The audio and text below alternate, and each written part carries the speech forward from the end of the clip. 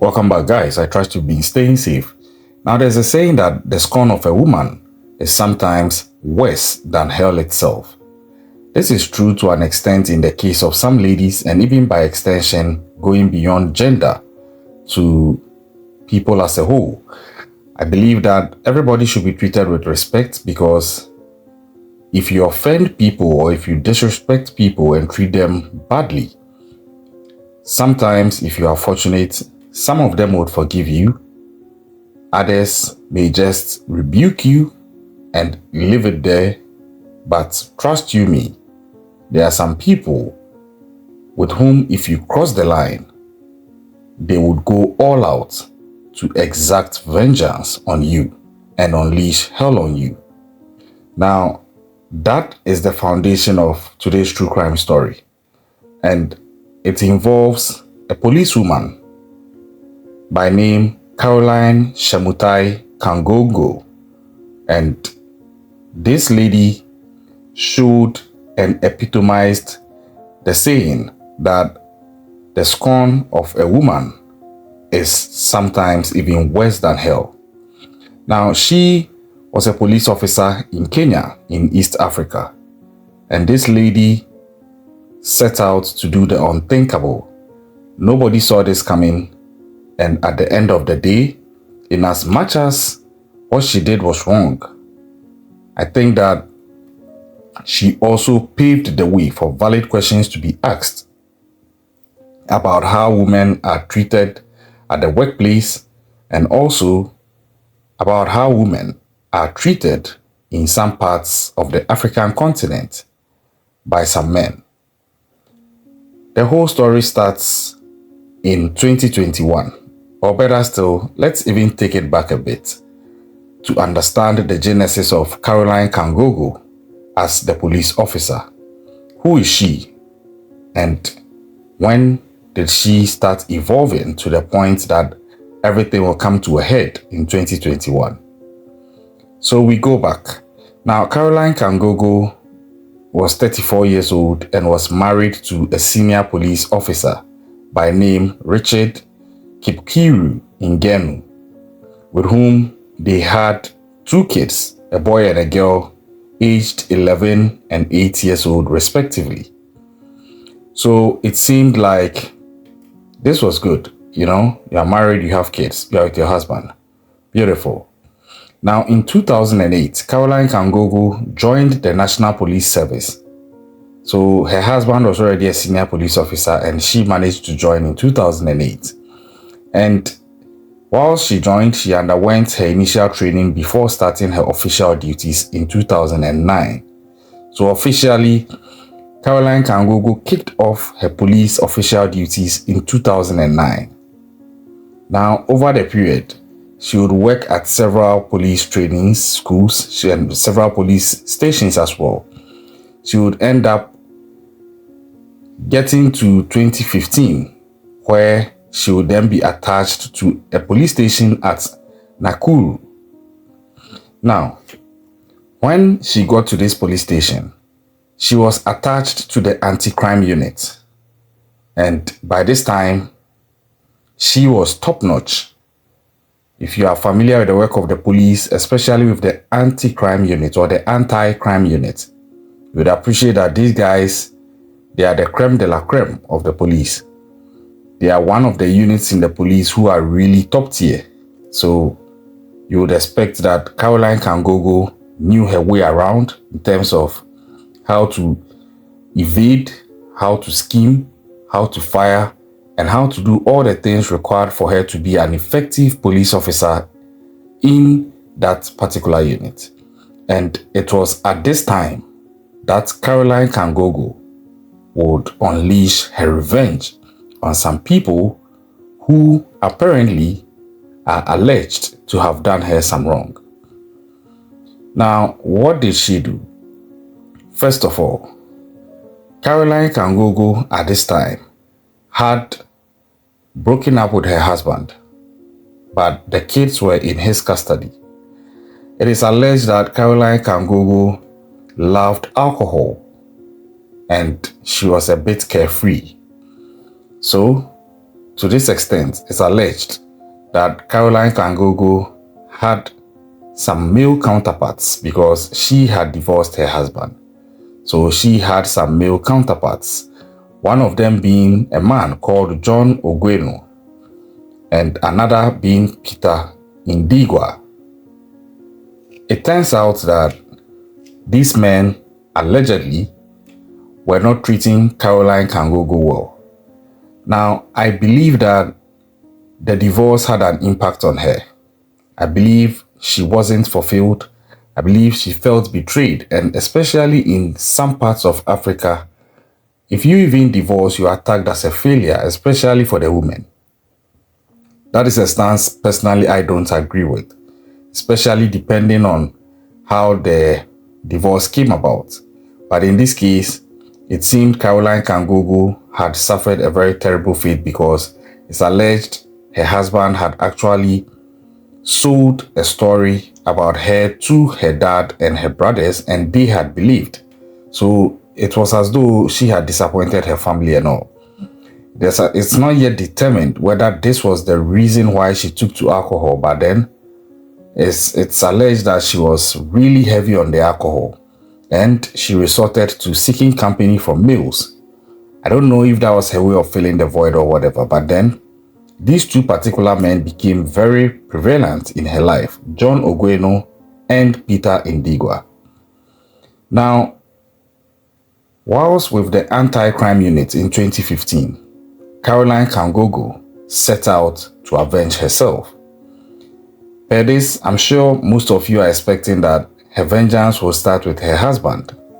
But unfortunately, or maybe I should say fortunately, because they have kids and all, it didn't. It actually started from these two men. The first was John Ogweno, and Caroline Kangogo unalived John Ogweno on the 5th of July. And then she went on to unalive Peter Indigwa on the 6th of July. And this was just off the charts. It was at this point that the police started connecting the dots, because when she took her first victim, they were not sure who it was, but obviously they were investigating. But when the second victim was found the next day in his car, the police connected the dots and realized that the common denominator here is Caroline Kangogo. And it turns out that one of them had actually been cheating on his wife with Caroline Kangogo. And it seems Caroline Kangogo had a very strong affection for him. So it's not clear if it was a case of, if I can't have you, then nobody will have you, or there was something else. Because Caroline Kangogo went on to speak very affectionately about this man in the final notes that she left before her end. But for the second person, Caroline Kangogo, in her statement before her end, which she sent as a text message, or she wrote as a text message, indicated that he didn't treat her well, and he even got her to lend him some money, huge sums of money actually, and he refused to pay. I can see a pattern possibly where Caroline Kangogo had been pushed to the wall and she felt that she had to push back, because it seems as though she just lost herself and she went over the edge.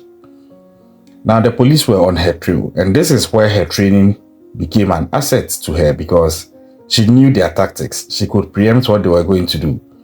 So Caroline Kangogo was able to evade the police, and this became very embarrassing for the police, especially because they were trying their best to apprehend her, and this one woman who is mostly not respected in that part of the country was evading them and making them look incompetent.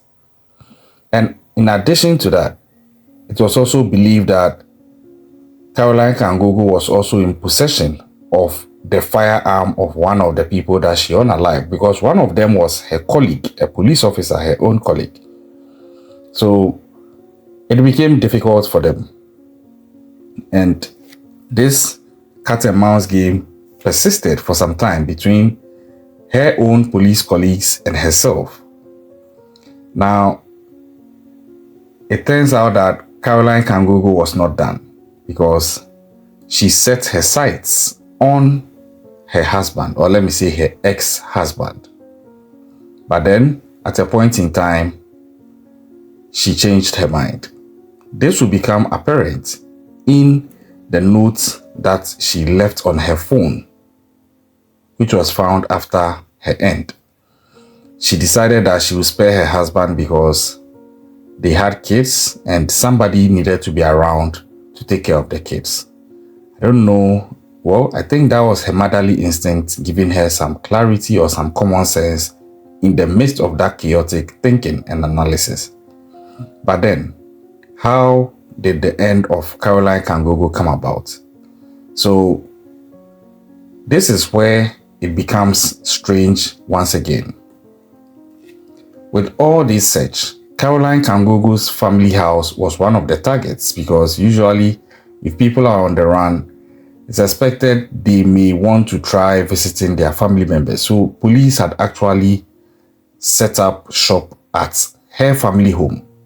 There were guards outside and all. And suddenly there was a breaking news days after with the police still on the premises that Caroline Kangogo had been found at the bathroom of her parents' house. And she was unalived.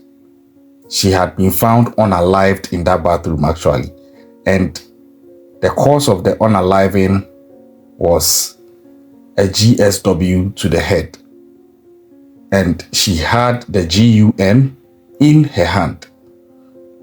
Now the question was, how does this add up? When she was found, people didn't even know how she got to the place, and more so how she got past these guards. It was almost as though she disappeared and reappeared there, because it couldn't have been possible that there were police officers outside your parents' house guarding all the corners and you were able to get inside, get to the washroom without anybody seeing or hearing you, take out a GUN, and then unalive yourself with a GSW to your head. And they still didn't hear anything. The GUN in itself also didn't have a silencer, so it just doesn't add up. Forensics teams have been analyzing this case and wondering if there is more to how she passed, because it just doesn't add up. Even the blood spatter doesn't add up. There was mud on her foot, apparently, which is nowhere near the premises of the house. So how did she get that mud? It's almost as though people are insinuating that she was unalived probably by somebody somewhere and was dropped at that location. But if even that's the case, how come the police guards on duty didn't see? So it became a case shrouded in mystery. Despite what she had done, her end in itself also became a mystery. And the phone was found on her where she had typed a long message talking about her reasons for doing what she did and the fact that she was targeting her ex-husband next, but then she decided to change her mind because one of them needed to be around to take care of their kids. So the whole thing was looking like it required further investigation, especially with regards to how she passed. But then her dad came in and just declared that she ended herself, so they shouldn't bother with any investigation. For me, I believe probably that was his way of just letting his daughter's name rest, because already she had been tagged as the killer cop. And with such a tag, definitely is going to have a long-lasting effect on her legacy as well as the surviving family and probably even their kids as well. I hope it doesn't, but that is very unfortunate. But then in the message she left on her phone, allegedly, it spoke also about the troubles she was having at work with regards to senior male officers wanting to have something to do with her, or upon her refusal, her being punished in one way or the other, as though it was just about work. And this is something that is very prevalent, and I think it's time institutions wake up to this. I think that any organization or institution that leaves room for this to happen is in itself encouraging this practice with its incompetence or blind eye to it. There is no way that women should be feeling these type of pressures at work when all they are there to do is to do their jobs. I think that is very, very unfortunate and unfair to women at the workplace, and all organizations should be taking a cue from this. Maybe, just maybe, if what Caroline Kangogo is saying is true, maybe if the police had taken note of these things or had made the workplace more safer for women from such acts, maybe, just maybe, Caroline Kangogo wouldn't have gone over the edge. Who knows? Because it seemed like she had a lot bottled inside, and at a point the alcohol couldn't numb the pain anymore, so she decided to take matters into her own hands. And so that marked the end of the killer cop, Caroline Kangogo. Now, in the last message she left on her phone, she actually requested that she should be cremated, and then she also said she should be laid in state in her wedding dress.